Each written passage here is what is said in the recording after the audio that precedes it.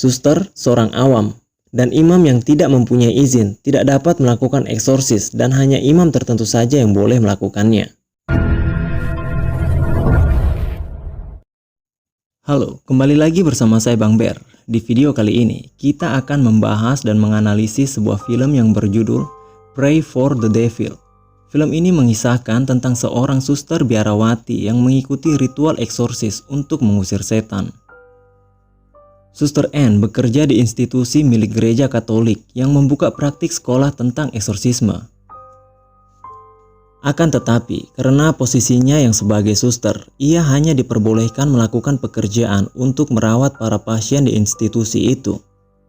Karena menurut aturan gereja, hanya imam terpilihlah yang diperbolehkan melakukan ritual eksorsis.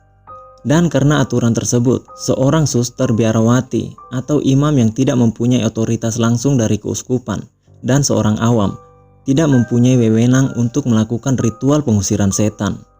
Tapi Suster Anne tidak menyerah akan hal itu. Ia terus berupaya untuk bisa ambil bagian dalam ritual eksorsis karena ia menganggap kalau dirinya mempunyai bakat untuk menjadi seorang eksorsis. Sampai suatu ketika, ia menyelinap masuk ke dalam sebuah kelas eksorsis yang dipimpin oleh Father Quinn. Dari situ, ia menjadi semakin percaya diri kalau dia sangat mampu untuk melakukan ritual eksorsis setelah ia mendengar semua pengajaran tentang eksorsis di kelas tersebut. Ditambah Suster Anne memiliki pengalaman masa lalu yang traumatis, yang dimana sewaktu ia masih kecil dulu, ia ditinggal berdua dengan ibunya yang saat itu divonis memiliki gangguan jiwa. Yang dimana si ibu ini kerap mengalami perubahan perilaku yang sangat aneh. Terkadang si ibu bersikap lemah lembut terhadapnya, namun di waktu yang sama si ibu terkadang menjadi hilang kendali. Annie, let me in. Annie. Karena perubahan sikap yang sangat drastis yang dimiliki ibunya ini, Suster Anne meyakini bahwa sang ibu telah dirasuki oleh iblis, bukan hanya gangguan jiwa biasa. Dan karena pengalaman Suster Anne yang penuh dengan trauma itulah, ia menganggap dirinya menjadi peka terhadap hal-hal gaib dan menganggap kalau dirinya memiliki kemampuan khusus untuk melawan iblis. Father Quinn, sebagai pengajar ritual eksorsisme, menyadari ada hal lain yang dimiliki oleh Suster Anne itu. Ia memberikan pengecualian kepada Suster Anne dan memintakan izin langsung ke uskup agar membiarkan Suster Anne untuk mengikuti kelasnya. Ya, meskipun awalnya permintaan Father Quinn ditentang keras oleh uskup, namun akhirnya Suster Anne diberikan izin untuk mengikuti kelas eksorsis dengan Father Anne sebagai penanggung jawabnya. Singkat cerita, di kelas Father Quinn, Suster Anne mulai aktif mengikuti kelas eksorsisnya dan ia berteman dengan Father Dante. Sampai akhirnya Suster Anne mendapatkan eksorsis pertamanya bersama Father Dante, yang dimana Natalia, yang adalah pasien dari institusi tersebut, menjadi pasien pertamanya. Natalia ini sudah lama berada di institusi itu dan begitu dekat dengan Suster Anne. Namun kondisi Natalie semakin hari kian memburuk karena iblis yang menguasainya semakin menjadi agresif. Dan saat percobaan eksorsis, Dante ditemani rekannya, Raymond, yang masuk ke ruangan Natalie tersebut. Namun iblis dalam tubuh Natalie semakin menggila.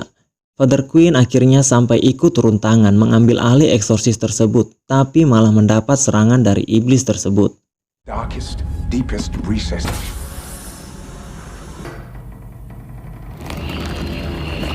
Strike terror. This demon out of your servant. No! Stay far from this creature. But it's he who commands you into the depths of hell!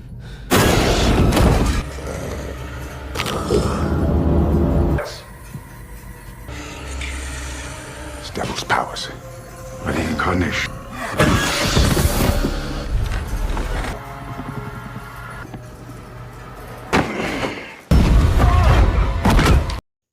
Akhirnya, Suster Anne dengan rasa percaya dirinya ikut masuk dan mencoba menenangkan Natalie dengan caranya sendiri. Natalie, can you hear me? I'm here with you.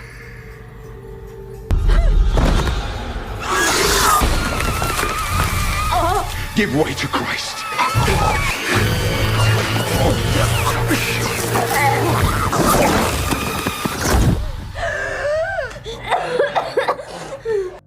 Meskipun Natalie sudah mulai terlihat tenang, namun iblis yang menguasainya sangat enggan untuk keluar. Sejak saat itu, pengalaman-pengalaman buruk kembali menimpa Suster Anne. Ia beberapa kali mendapat penglihatan-penglihatan gaib, serta beberapa kali mendapat serangan dari iblis yang menguasai Natalie itu. Di sini, rupa-rupanya iblis yang merasuki Natalie adalah iblis yang sama yang merasuki ibu dari Suster Anne dulu. Ternyata, di scene ini juga terungkap kalau iblis tersebut sudah lama mengincar jiwa dari Suster Anne. Ia beberapa kali merasuki orang-orang terdekat Suster Anne untuk membuatnya lemah dan mau memberikan jiwanya kepada iblis tersebut. Akan tetapi, Suster Anne tak mau kalah dengan iblis itu. Ia mulai menyelinap ke arsip rahasia milik institusi tersebut dan mencari dokumen-dokumen rahasia tentang kasus eksorsis yang sudah parah namun masih bisa disembuhkan. Singkat cerita, Father Dante yang mengetahui bakat dari Suster Anne ini meminta tolong agar Anne mau membantunya untuk mengusir iblis yang sudah lama menguasai diri adiknya. Meski awalnya sempat ragu-ragu, karena ini akan menjadi eksorsis ilegal jika ia melakukan pengusiran tanpa persetujuan dari uskup terlebih dahulu. Namun karena Father Dante percaya pada kemampuan yang dimiliki oleh Anne, ia meyakinkan Suster Anne bahwa dia akan bertanggung jawab penuh jika terjadi sesuatu. Akhirnya karena Anne merasa kasihan kepada Dante yang telah lama berjuang agar bisa mengusir iblis yang merasuki saudarinya, ia pun bersedia menolongnya. Dan benar saja, Anne berhasil mengusir iblis dari tubuh saudari Dante tersebut. Namun alih-alih sembuh, ternyata mereka berdua telah termakan oleh jebakan si iblis, yang dimana ketika Suster Anne melakukan pengusirannya, iblis yang menguasai diri adik Father Dante tersebut berpura-pura mundur untuk melakukan serangan baliknya. Dan alhasil, saudari dari Father Dante tersebut bunuh diri karena pengaruh dari iblis tersebut. Akhirnya karena kejadian tersebut mendapat perhatian dari pihak gereja karena aksi nekat Anne dan Dante yang melakukan eksorsis tanpa izin dari keuskupan terlebih dahulu. Dan karena tindakan tersebut, izin Suster Anne untuk mengikuti sekolah eksorsis pun akhirnya dicabut. Tak lama setelah peristiwa itu, Natalie dikabarkan akan dibawa ke Vatikan karena kasusnya yang terlalu parah. Dan saat setelah itu juga, terungkap sebuah fakta kalau Natalie adalah anak kandung dari Suster Anne yang dulu pernah ia titipkan ke biara sebelum ia memutuskan untuk menjadi seorang biarawati. Di situ Suster Anne menjadi sangat terkejut setelah mengetahui hal tersebut. Suster Anne yang menyadari bahwa iblis memanfaatkan putrinya Natalie, ia pun berupaya untuk menyelamatkan putrinya tersebut dari jerat iblis itu. Ia akhirnya meminta bantuan Dante untuk melancarkan rencananya menyelamatkan sang putri. Singkat cerita, dan di malam harinya, Anne dan Dante menyusup masuk ke dalam ruang bawah tanah gereja tempat di mana Natalie berada. Ketika sampai di ruangan tersebut, Anne mendapati Natalie sedang dieksorsis oleh Father Raymond dan dua orang imam lainnya. Namun mereka serontak menjadi terkejut, karena iblis yang berada di dalam diri Natalie tiba-tiba tertawa seolah merasa senang ketika melihat Anne datang menemuinya. Iblis itu mengatakan kalau Anne telah menerima undangan dari iblis tersebut. Dan tak lama setelah itu, Father Raymond dan dua orang imam lainnya terpental sangat jauh. Anne dan Father Dante yang berada di situ pun menjadi sangat terkejut. Apalagi ketika iblis tersebut memprovokasi diri Suster Anne dengan mengungkit luka masa lalunya dan mengatakan kalau selamanya Suster Anne tidak akan pernah bisa menjadi seorang ibu. Anne yang mendengar perkataan iblis itu pun akhirnya termakan dengan perkataan iblis tersebut. Sehingga ia secara sukarela membiarkan iblis tersebut merasuki dirinya demi menyelamatkan Natalie anaknya itu. Singkat cerita, iblis yang menguasai diri Suster Anne pun menjadi sangat agresif. Namun Suster Anne berusaha untuk melawan iblis itu dari dalam. Sampai di satu momen Suster Anne menceburkan dirinya ke dalam kolam air suci, sehingga iblis itu pun keluar dari dalam dirinya. Dan setelah itu, ia pun mendapat pengakuan dari uskup atas keberhasilannya menangani kasus Natalie. Dan dia pun mendapatkan beasiswa untuk mempelajari langsung tentang eksorsis di Vatikan. Di akhir cerita, ketika Suster Anne sampai ke Vatikan, ia kembali mendapat serangan dari iblis meskipun ia sudah menunjukkan salib suci yang ia bawa.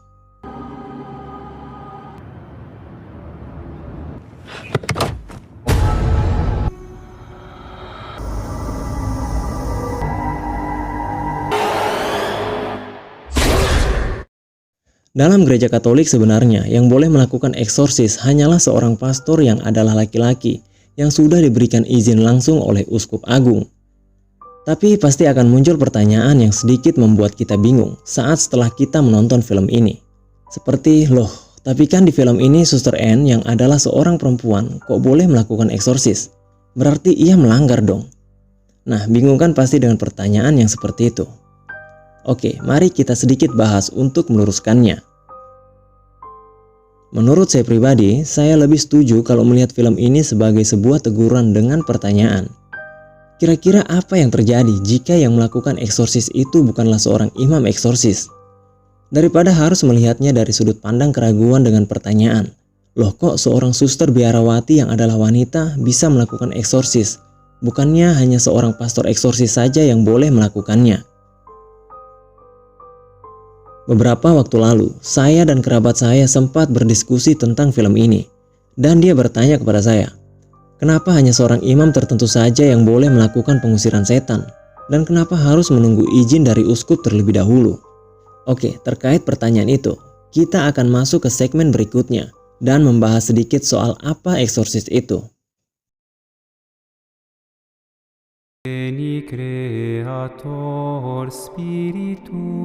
Singkatnya, secara khusus eksorsis dalam gereja Katolik diartikan sebagai seorang pastoral yang di dalamnya termasuk uskup, imam maupun awam yang dipercayakan dan dipersiapkan secara khusus untuk melakukan pengusiran roh jahat melalui kuasa Yesus Kristus.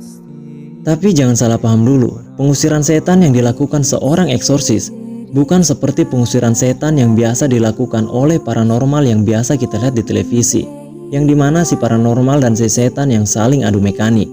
Bukan seperti itu. Melainkan dimana sang eksorsis hanya melakukan doa-doa untuk membantu korban kerasukan agar bisa terlepas dari kuasa iblis.